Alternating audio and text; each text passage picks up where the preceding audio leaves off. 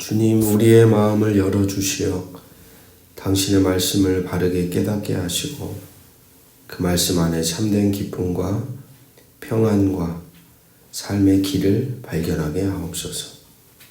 당신의 임재를 사모하며 오늘도 당신의 뜻을 따라 살길 원합니다. 주 예수 그리스도 이름으로 기도드립니다. 아멘. 오늘 우리에게 주시는 기록된 하나님 말씀 역대상 15장 1절에서 29절 말씀입니다. 오늘 역대상 15장은 다윗이 하나님의 궤를 예루살렘으로 다시 옮겨오는 두 번째 시도를 기록하고 있는 장이죠. 지난번 첫 번째 언약궤를 옮겨오는 장과 오늘 본문에서 확실하게 느껴지는 차이점이 있다면 그것은 언약궤를 가져오기 위한 철저한 준비에 있습니다. 2절의 말씀을 보니까 다윗이 이르되 레위 사람 외에는 하나님의 궤를 맬 수 없나니. 다윗은 그 사건을 통해서 딱 깨달았어요. 말씀을 통해 정해진 사람 외에는 하나님의 언약궤를 맬 수 없다.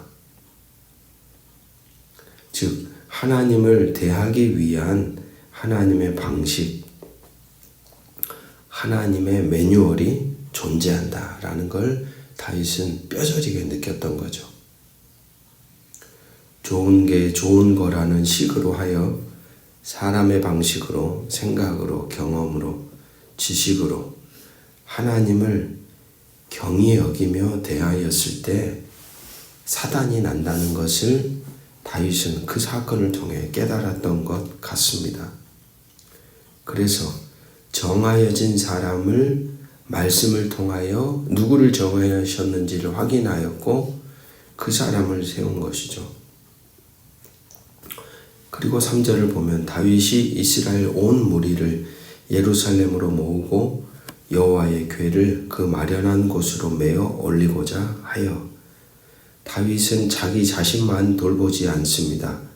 온 이스라엘 사람들을 예루살렘에 불러 모읍니다. 한 사람의 거룩함도 예외일 수는 없습니다. 이스라엘이라는 공동체성은 곧 한 사람의 상태, 각각이 홀로 존재할 수 없고 함께 이어져 있고 연결되어 있고, 그렇기에 한 사람의 영적 어둠이 곧 그 공동체의 상태가 됩니다. 다윗은 각각의 개인이 하나임을, 한 몸임을 알았습니다. 그래서 모두를 불러 모아 설명하는 것이죠. 언약궤를 어떻게 대해야 할지. 여러분, 공동체는 하나입니다. 사실 건강한 공동체일수록 이 하나됨, 이어짐이 분명하게 드러나죠.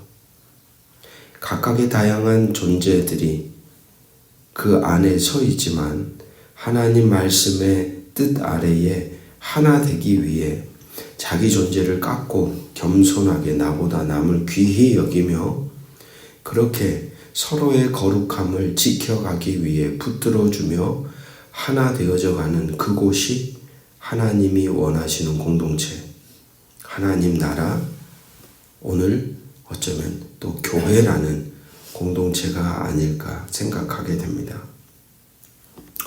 나 하나니까 괜찮겠지가 아니라 나 하나부터 바로 서자, 이런 마음이 있는 거죠. 우리가 서로 연결되어 있고 영향을 주고받으며 서로가 서로를 살게 하는 존재로 살아가야지 하는 마음이 우리 자신부터 있어야 합니다. 바로 그것이 건강한 공동체 구성원들의 흔적이죠. 놀라운 사실은 그러한 다윗의 요구에 대해 이스라엘 모든 공동체가 한 몸처럼 움직였다고 말씀은 기록하고 있습니다.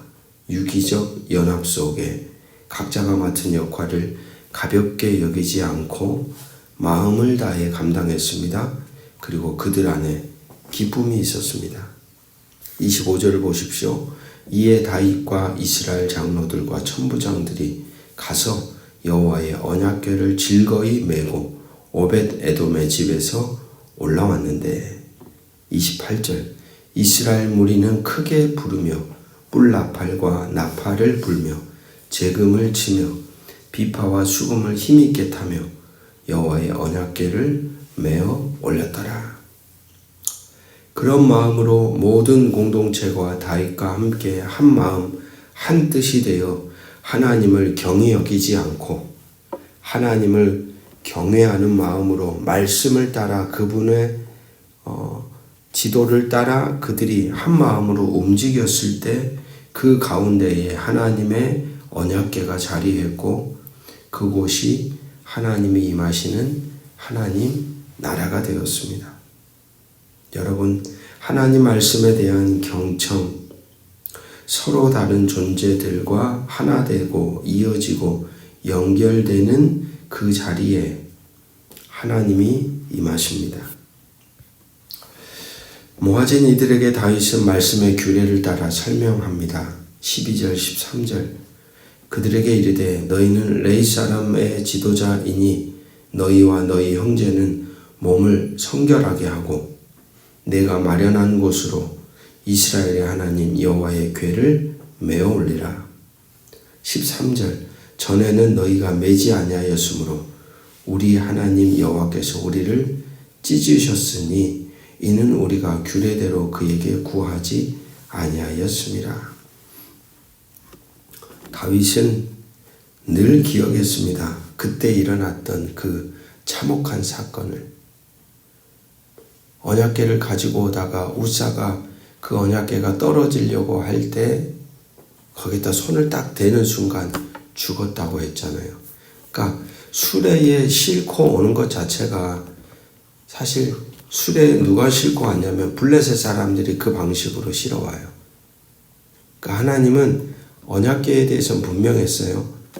정하여진 레위지파 사람들을 통하여 직접 매게 했는데도 불구하고 그 하나님의 언약궤를 함부로 대한 거예요. 수레에다 그냥 실어가지고 달달달달 끌고 온 거예요.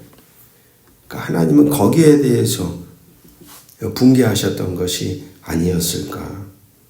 다윗은 그 사건을 그래서 잊지 못하고 새겨놓고 기억했습니다. 왜 이런 일이 일어났을까? 고민하다가 그는 발견한 거죠.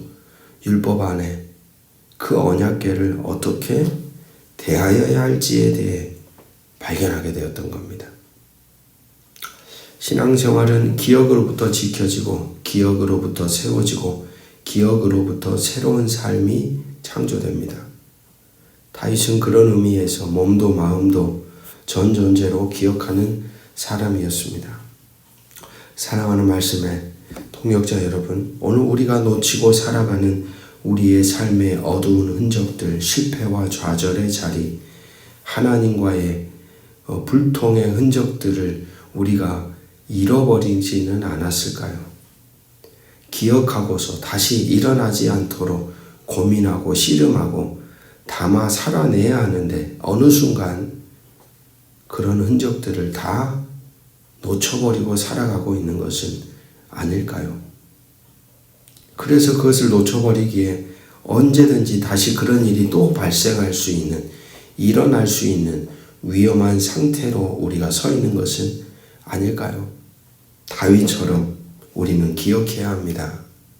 지워지지 않도록. 다시는 그런 일들이 반복되지 않도록 자기 존재 흔적들을 말씀을 통하여 잘 살펴보고 어느새 내 틈과 사이를 통해 들어와 나의 눈을 가리고 나의 귀를 막고 나로 하여금 느끼지도 깨닫지도 못하게 만들고 있는 그런 흔적들을 내가 품고 살아가고 있는 것은 아닌지 돌아보며 다윗처럼 이제는 새로운 존재로 하나님을 대하고 하나님 말씀으로 자기에게 주어진 삶을 응답하며 살아가는 복된 자로 오늘도 저와 여러분이 살아가시기를 주의 이름으로 축복합니다. 기도하겠습니다.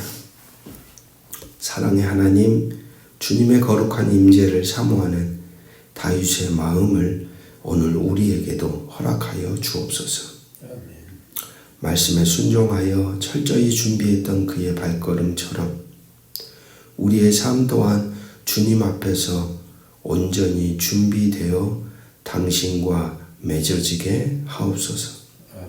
각자의 자리에서 서로 이어지고 연결된 존재임을 깨달아 나 하나부터 겸손히 서서 하나님 나라의 공동체를 함께 세워가게 붙들어 주시옵소서. 실패의 자리, 어둠의 흔적들을 잊지 않고 기억하며 말씀 안에서 다시 새로운 존재로 일어나길 원합니다.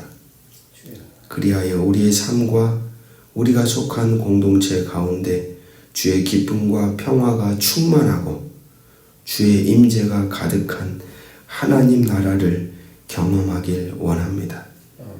오늘도 각기 다양한 인생의 자리에 서 있는 교우들의 삶을 주께서 아시오니 우리의 존재를 당신의 은총과 자비로 충만하게 베풀어 주시기를 주 예수 그리스도의 이름으로 간절히 기도드립니다. 아멘.